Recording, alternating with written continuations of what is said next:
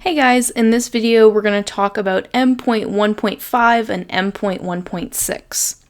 So the first thing that we're going to talk about in M.1.5 is some problem solving skills that you can utilize when you're taking the TEAS test.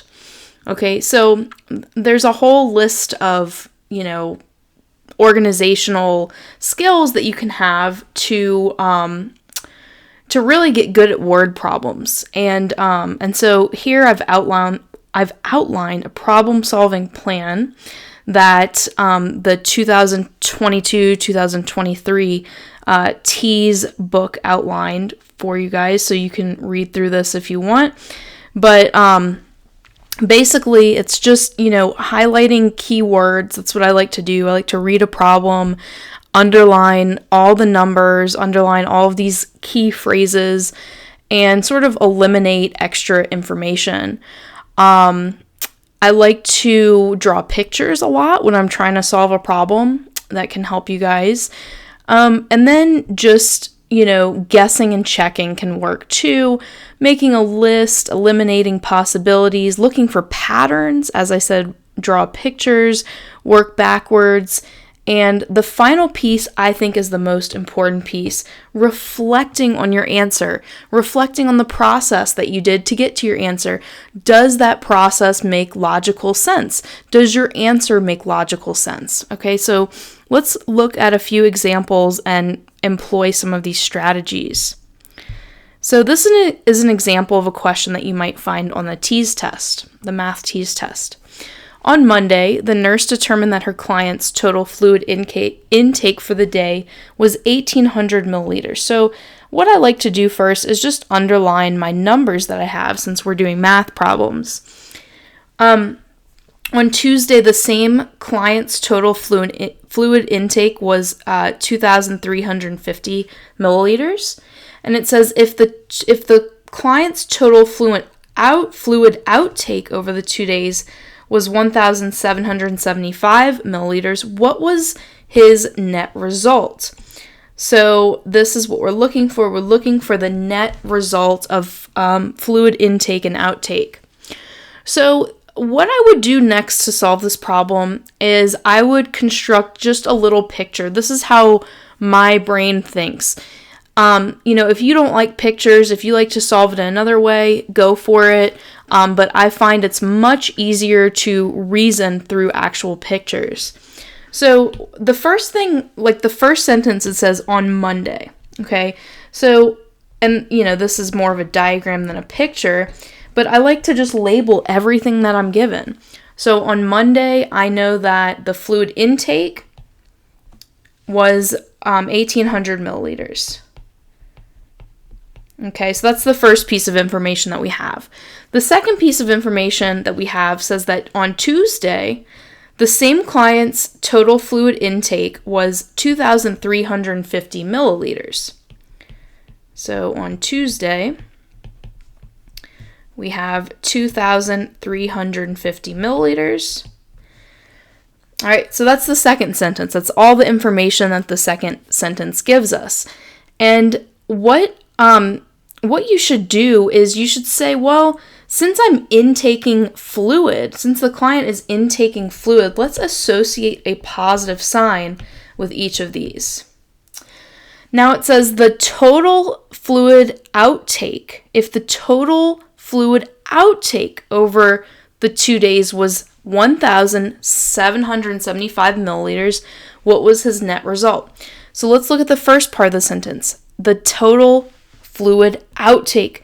Now, outtake means that we're taking away fluids, okay? So that means subtraction. We're going to associate a negative sign with this next number because it's outtake. And so it says over these 2 days, I'm taking away 1,775 milliliters. So this is over the course of the 2 days, we're taking away that much. And so what was the net result? Well, the net means add. Net means the sum. And so we're just trying to figure out the sum of these three numbers, right? The total intake and the outtake. So total, let's write that out actually. we're going to say the net result is equal to the intake minus the outtake. Okay, so the intake, we have 1,800 for Monday plus 2,350 for Tuesday, and the outtake over those 2 days was 1,775. So we're going to put that minus sign there to indicate that that's our outtake. All right, so then we just punch this in the calculator, add and subtract, and what we're going to get is 2,375, and our units milliliters. So that is our answer there. Okay, let's do another example of a common question that you might see on the TEAS test. Now, I encourage you to pause the video at this point, see if you can draw a picture, see if you can see what the steps are to figure this out. Okay, so I'm going sentence by sentence. A cat owner gets a vitamin prescription from his vet, and it lists the dosage as 2.5 milliliters, so I'm going to underline that since it's a number, twice a day. All right, so with that sentence, I can draw a little picture. So here's a day. I have, and you don't have to like draw a bottle, but, well, yeah, I'm not a great artist, as we can see here, but maybe this is a better picture. So we have 2.5 milliliters, maybe in the morning, and 2.5 at night. All right, so that's our first piece of information.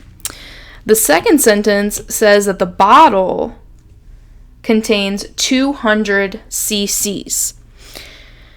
So the conversion here, I mean, this, even though we're in different units, 1 milliliter is equal to 1 cc. So essentially we're just seeing, it doesn't matter that it's in cc. It's still 1 milliliter is 1 cc. So this is 200 milliliters basically. The bottle contains 200 cc's. How many days will the bottle last? Okay, so we have this bottle of 200 milliliters, and what I like to do is kind of like rephrase the question in my own words. So it says, how many days will the bottles last? So the first thing you want to do is you want to figure out how much you're giving the cat in one day. Okay? So, and I'm going to just write this out. I always write out everything I know. So the first thing I know is in one day, you give the cat, well, 2.5 twice a day is 2.5 plus 2.5, that's 5, right? So in one day, you give the cat 5 milliliters. Okay, the next thing that we know, the other big piece of information that we know is that the bottle has 200 milliliters of medicine. So a bottle has 200 milliliters or cc of medicine or vitamins. Okay. And the big question that we're trying to answer is how many days will the bottle last? Or equivalently, we can ask the following. We can say, or equivalently, how many 5s are in 200? If we know how many 5s there are in 200, we can make an assumption about how many days the bottle is going to last, right? So how many days will the bottle last, or how many 5s are in 200? Okay, if we can figure that out, we can figure out our answer. So how many 5s are in 200? This is a division problem, right? We're taking 200 and we're dividing it by 5 and we're getting our answer as 40. Now, suppose you do this on the tease test and you're like, I'm not sure if this is right. Let's go ahead and check that it makes sense. Does our answer make sense? Well, our answer says that the bottle is going to last 40 days.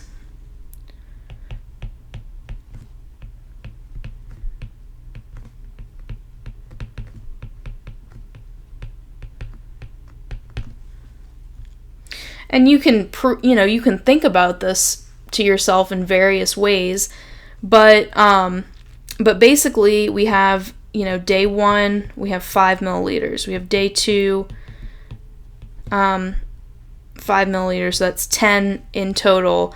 Day 40, we're going to have 5. Does this add up to...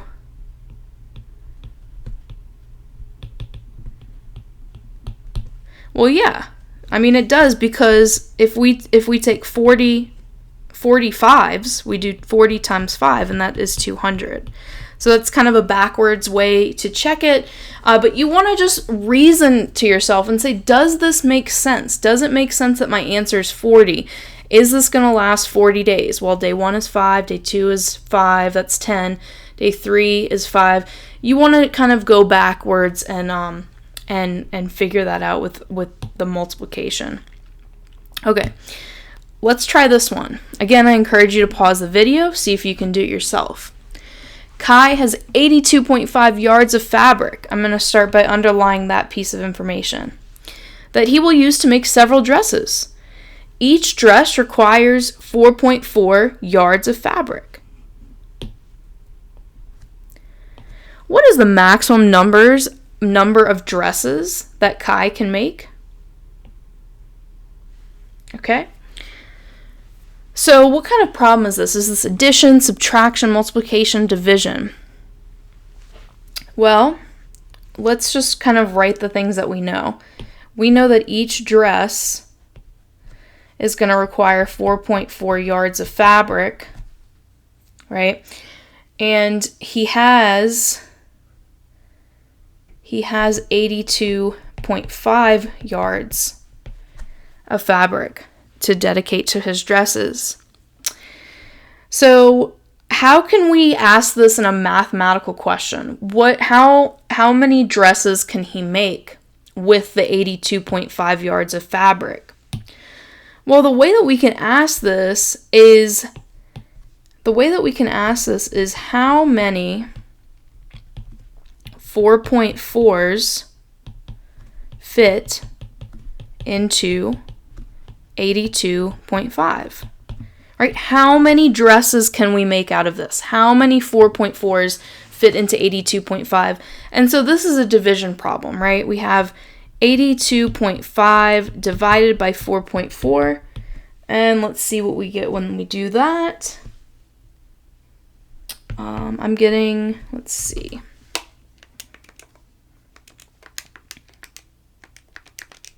18.75. Now, you want to check. So this is my answer. But does this answer make sense? Now, the tease test, it might throw you for a loop. You might have this as an answer choice. But think about it. Does this make sense? Does 18.75 make sense in our context? What was the question that we were trying to answer? That's very important. Always box the question you're trying to answer. What is the maximum number of dresses? What is the maximum number of dresses he can make? Does it make sense to make 18.75 dresses? Does that make sense? No, it doesn't, because you wouldn't make that. You wouldn't make a part of a dress, right? You wouldn't make 18 3/4 of a dress. You need to think about this in the context of the problem. So some of you might be thinking, oh, well, let's round up to 19. But that's not going to work, right? Because only 18.75 4.4s fit into this, not 19. We don't have enough fabric for 19. We can't round up in this situation because of the real world context of the problem. So the answer here is not 19. We're not rounding up, but it's actually 18. This is our answer. We can make 18 dresses. We still have 3/4. We still have 0.75 yards of fabric left, but what are we going to do with that? We can't make a dress with that. We just have to throw it in the bin for scrap or whatever. But we can only make 18 dresses. We can't make 19. We don't have enough fabric. We only have 3/4 of fabric for the dress left. So our answer here, the maximum number of dresses that he can make is 18. Okay, let's do another one. So the expenses for a school dance.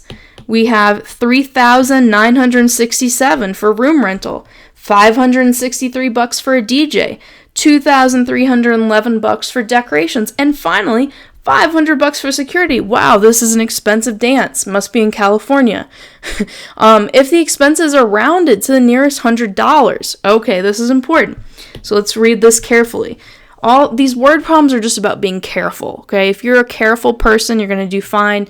But if you skip over a lot of things, then you might not get them right on the test. So let's be super careful here. It says the expenses are rounded to the nearest $100, okay? So I'm going to first take care of that. So I want to first round this to the nearest 100. First things first. So my first expense is $3,967. Rounded to the nearest number is, or the nearest 100 is 4,000. Then I have 563. Rounded to the nearest 100 is 600. Then I have 2311. Rounded to the nearest 100 is 2300. And finally 500. We don't have to round. That's just it. Okay, so then I'll tally up all of my expenses. Let's do this. Okay, I'm getting $7,400. This is my total expenses, rounded to the nearest 100. Then they tell us that ticket prices are $40 each. How many tickets do we need to sell to repay the expenses? So we know that the total expenses are $7,400, and you can draw like a diagram because, so this is $7,400. This is our total, and what we're trying to see is how many tickets do we need to sell, which are $40. This is tickets. This is expenses. And the ultimate thing we're trying to answer is how many tickets do we need to sell to cover the expenses? Well, that is a division problem, right? We're trying to see how many of these fit into this. Okay, so let's write that out. So how many 40s, how many tickets fit into the expenses? So that's division. We want to do 7,400 divided by 40. And that's going to give me 185. And that's my answer. So I need to sell 185 tickets so that I can cover my expenses. Now you can go back and check, well, does that make sense? 185 tickets, they're $40 a piece. If I multiply 185 times 40, I'm going to get 7,400. So that checks out. All right. A parking lot has a total of 50 parking spaces. If each space measures 8 by 12 feet, what is the total area of the parking space? Okay, so I know that I have 50 parking spaces. And each of them is 8 feet by 12 feet.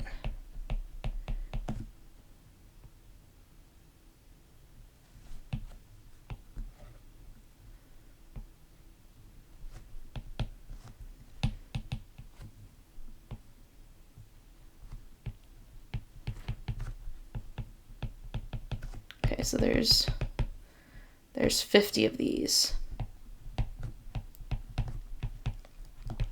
What is the total area of the parking spaces? Well, if we know the area of one parking space, we can figure out the area of 50 of them, right? So the area of one parking space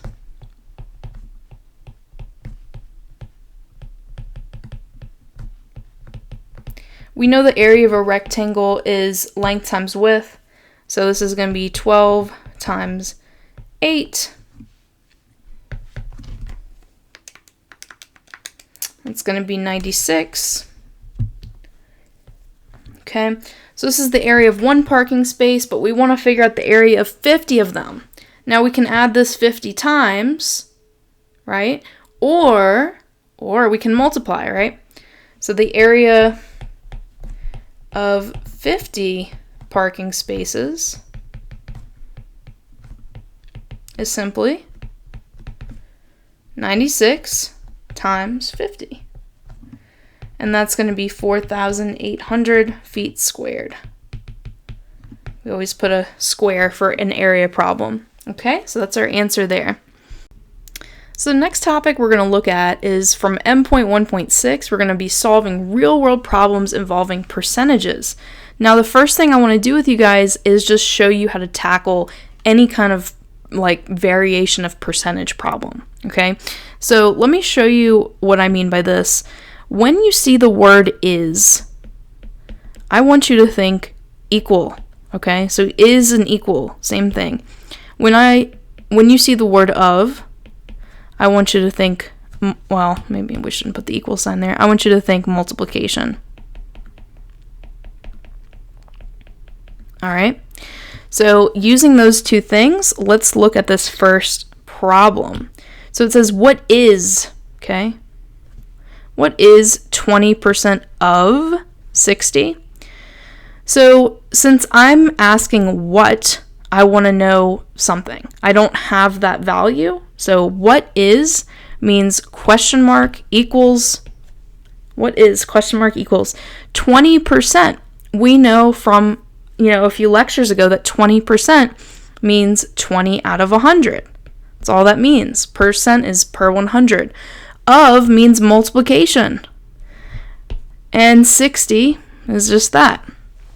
Can you solve this equation? Well, yeah, we don't have to move anything around. We just look on the right side of the equal sign and multiply straight across. So 20 divided by 100 times 60, what do we get? We get 12. So the question mark is equal to 12. What is 20% of 60? Our answer is 12. 12 is 20% of 60. Okay, so what does that mean conceptually? That means if your whole pie is worth 60 and you cut it into 5 different pieces, each of these 5 pieces is going to have 12, right?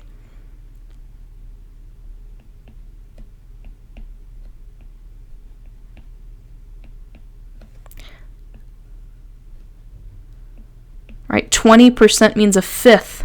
20% is 20, 40, 60, 80, 20, oh, what's my count?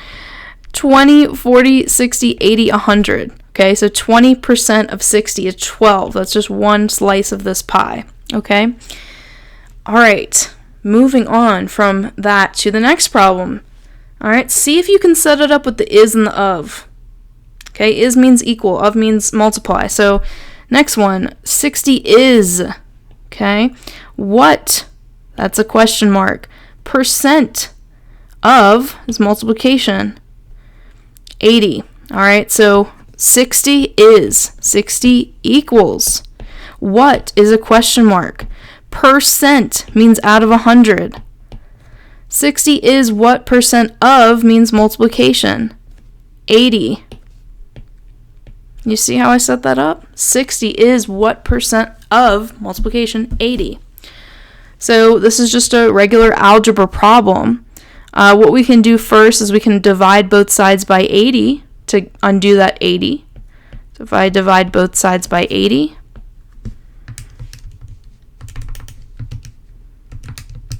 I get 0.75. All right, so let me write this over here. 0.75 is equal to question mark out of 100. To get rid of that question mark, I'll undo division by multiplying both sides by 100. And I get my answer. The missing number is 75. So 75% actually, because 60 is what percent of 80? 75%. 75% of 80 is 60. Okay? 75% of 80 is 60. And you can check yourself if you want. 75% of 80 is 60. You can say, well, is it true that 75 out of 100 times 80 equals 60? Is that true? Well, yeah, that's true if you do the math. Okay, let's do another one. 30 is 75% of what? Of what number? All right, so I have an is, and I have an of. So let's set up the equation. 30 is 75%, 75 per 100, of what? Question mark. Okay, let's go ahead and solve for the question mark. First of all, 75 divided by 100, if I want to do that step first, I can. 75 divided by 100 becomes 0.75, 75 hundredths. And then to undo multiplication on the right side, we can divide both sides by 0.75 to get the question mark. And we get our question mark is equal to 40. So 30, the number 30 is 75% of the number 40. Okay?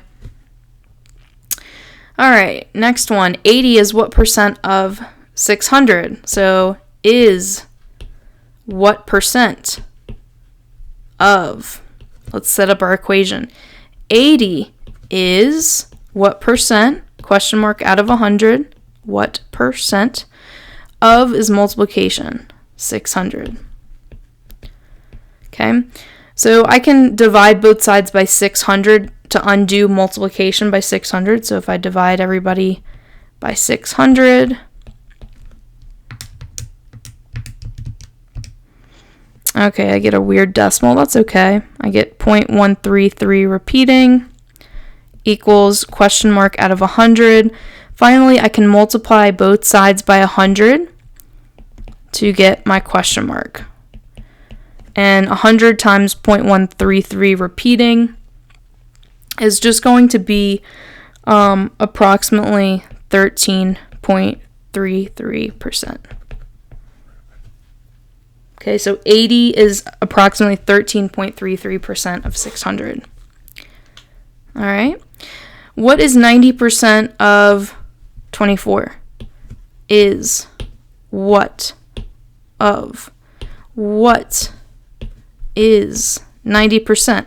90 out of 100 of multiplication, 24.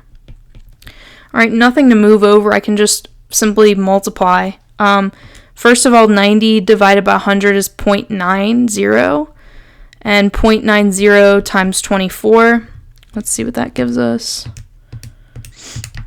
That's going to give us 21.6. That's our answer here. Okay. All right. Let's see. 100 is 9.6% of what number? Okay, so I see an is, and I see an of, and I see a what. So let's just translate now. 100 is 9.6%, 9.6 per 100 of multiplication. What number? Question mark. All right. So first of all, 9.6 out of 100, if you do that in your calculator, or if you think about it for a moment, it's 0.096.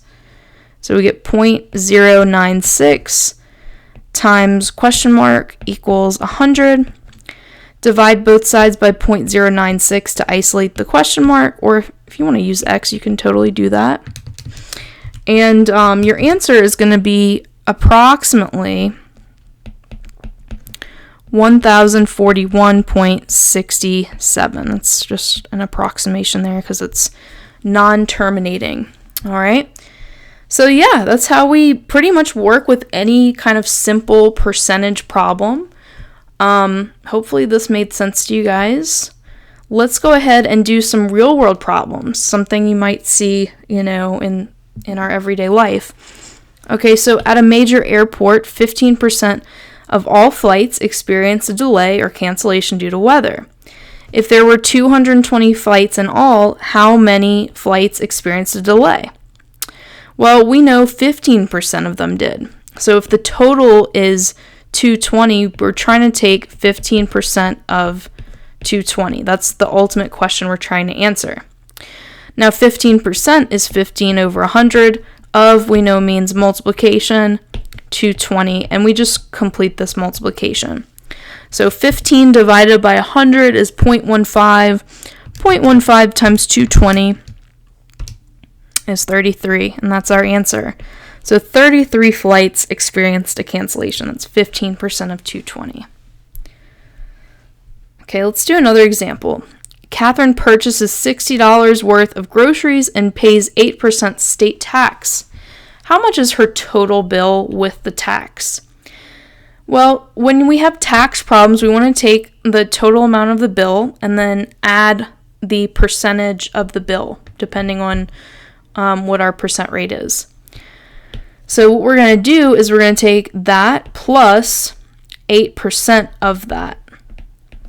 So the cost plus the tax. This is the tax. This is the cost.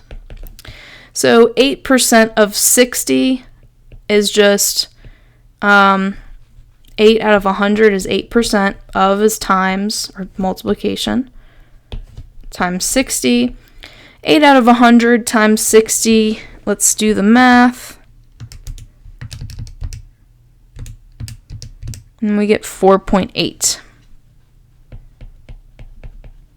So we're taking the cost plus the tax, which we just found to be $4.80.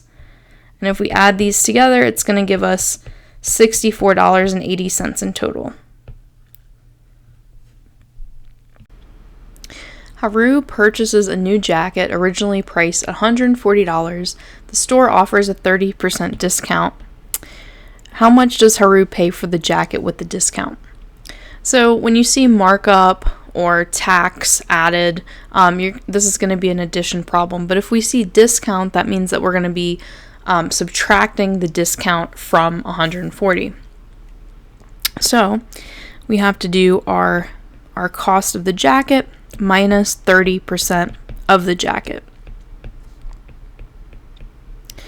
All right, and 30% of 140 is 30 out of 100 times, because of 140.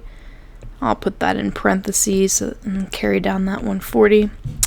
All right, so if we do 30 out of 100, that's 0.3 times 140. And that's going to give us $42. So we have 140. The discount is $42. So we're going to take $42 away from 140, and we're going to get our answer of $98. So that's how much our jacket costs with the discount. All right, so a car salesperson earns $1,000 each month plus 8% commission on her monthly car sales. If she sells $62,000 worth of cars in a given month, what is her monthly salary? All right, so I'll just do a little sketch of this for each month, or maybe just for this one particular month that we're talking about. She earns a fixed amount of $1,000, so we'll include that in her salary. And then 8% commission. So 8% of what she sells in cars she's going to get as well. So we're going to add 8% of, well, how much did she make in commission? She made $62,000. So we're going to take 1,000 and we're going to add 8% of 62,000. And 8% of 62,000 is just 8 out of 100 times 62,000, right? So when I do that computation, 8 out of 100 times 62,000, I get 4,960. So I have 1,000 plus my commission is 4,960. We just found that by doing that computation right there. And so how much are we going to earn? That is going to be $5,960. So that is her total earnings for a month, including commission and the fixed amount of $1,000. Let's look at another example. A company is providing performance bonuses to employees at a rate between 3% to 5% of the employee's salary. What is the range of possible bonuses for an employee whose salary is $79,200? So the range of the bonuses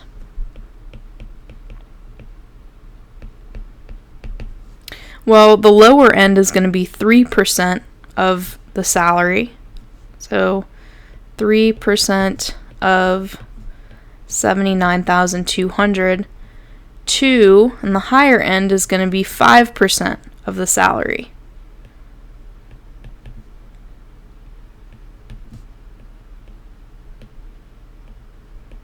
Okay, so we have to do these computations. So 3% of 79,200 is going to be 3 out of 100, 3% times is the of 79,200. And when you do that computation, you should get, let's see, I'm getting 2,376, so that's the lower end. And then the higher end is going to be 5% of 79,200. So that's 5 out of 100 times 79,200. And when I do that computation, I get 3,960, right? So this is the range. So our answer is the range from 2,376 to 3,960. That is our answer. All right, let's do one more problem. A going out of business sale has marked all items in the store 55% off the listed price. You found a shirt listed for $17.50 and a pair of pants listed for $37. What is the reduced total you will pay? So just like markdown, discount, reduce also means we're going to subtract here. And it says that all items are 55% off. So we're taking off 55% of the item from the cost of the item. All right, so one way we can do this is to just add the total before the discount and then take the discount. So the total before the discount is going to be, so the shirt was $17.50 and the pants are $37. And when we add that together, we get $54.50. And now we have to take the discount of this. We have to take the 55% off. So I want to take the total price, which is this price before the discount, and I want to take away 55% of the total price, which is 55% of $54.50. So 55% of $54.50, we do this the same way we've been doing percentages. We just say, well, 55% is 55 per 100. Of means multiply, 54.50.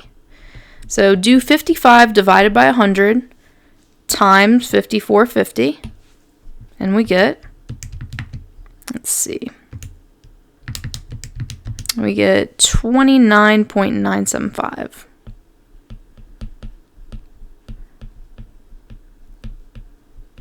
Okay.